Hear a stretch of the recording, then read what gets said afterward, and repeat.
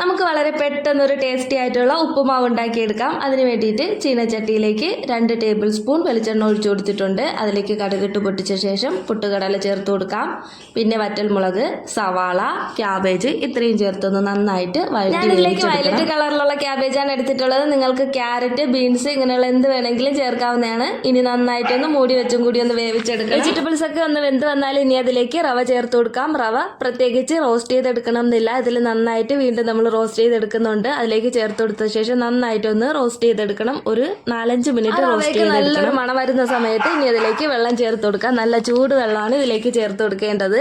ആവശ്യത്തിന് വെള്ളം കൂടി ചേർത്ത് കൊടുത്ത ശേഷം നന്നായിട്ടൊന്ന് മിക്സ് ചെയ്ത് ഇനി ഒന്നും കൂടി ഒന്ന് മൂടി വെച്ചിട്ട് വേവിച്ചെടുക്കാം. ഞാൻ 1 ടീസ്പൂൺ നെയ്യും കൂടി ഇതിലേക്ക് ചേർത്ത് കൊടുത്തിട്ടുണ്ടായിരുന്നു. നല്ലൊരു മണവും രുചിയൊക്കെ കിട്ടും. അതുപോലെ തന്നെ ഒരു 1/2 ടീസ്പൂൺ പഞ്ചസാരയും കൂടി ചേർത്ത് കൊടുക്കാം. പഞ്ചസാര ചേർക്കുന്ന നല്ല സോഫ്റ്റ് ആയിട്ട് ഇതിലേക്ക് ഒരു 1/2 ഗ്ലാസ് പാലും കൂടി ചേർത്ത് കൊടുക്കണം. നല്ല ടേസ്റ്റ് ആണ് പാല് ചേർത്ത് ഇതുപോലെ വേവിച്ചെടുക്കുമ്പോൾ പാലും കൂടി ചേർത്ത് കൊടുത്ത ശേഷം വീണ്ടും നന്നായിട്ടൊന്ന് മിക്സ് ചെയ്ത് കൊടുക്കാം. മിക്സ് ചെയ്ത ശേഷം വീണ്ടും മൂടി വെച്ച് ഒരു 2 മിനിറ്റും കൂടി ഒന്ന് വേവിച്ചെടുക്കാം. വെള്ളം ചേർക്കുന്നതിന് പകരം ഫുള്ളായിട്ട് പാല് ചേർത്താലും മതി. അതാകുമ്പോൾ കുറച്ചും കൂടി ടേസ്റ്റ് കിട്ടും. ഞാൻ ഇത്ര മാത്രമേ പാല് ചേർത്തിട്ടുള്ളൂ. അപ്പോൾ നമ്മുടെ സ്വാദിഷ്ടമായ റവ ഉപ്പുമാവ് ഇവിടെ റെഡി ആയിട്ടുണ്ട്. എല്ലാവർക്കും ഇഷ്ടമായെന്ന് പ്രതീക്ഷിക്കുന്നു. നമുക്കിനി അടുത്തൊരു വീഡിയോ ആയിട്ട് കാണാം. എല്ലാവർക്കും ടാറ്റ, ബൈ.